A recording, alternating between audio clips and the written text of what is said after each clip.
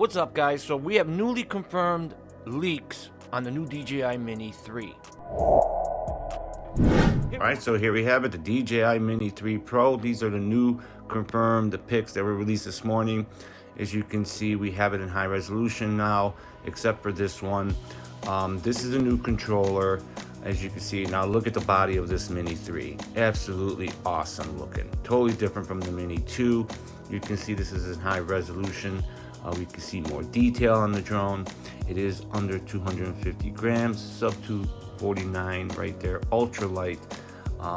Absolutely gorgeous drone. I'm falling more and more in love with it, and I'm sure it'll do well. That's the front of the camera. You can see people were wondering if it had a one-sided bracket for the gimbal, but if you look closely here, we have a two bracket for the gimbal, where you can shoot where it holds up on shooting vertical and horizontal mode for TikTok and Instagram.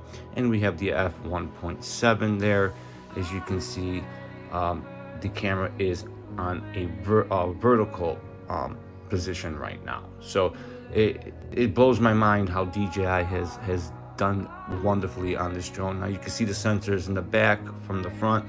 People were wondering, and we were wondering on my show last night, that if it does cover 360, almost a 360 directional, but we were also wondering if the props in front of the sensors would affect it. But with DJI's technology, I'm sure they have figured this out. They have done wonderfully on this. Just looks like a beast. Totally different from the Mini 2. This is the controller that we'll be getting. Looks like a bigger screen. And yeah, I'm very psyched on this, very stoked on the DJI Mini 3.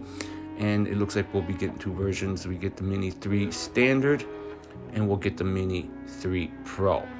And they will all come with the Fly More combo, and then we'll get one with the RC Pro with the new controller with that bigger screen. So hopefully you guys enjoyed this video, and if you did, please hit the like button.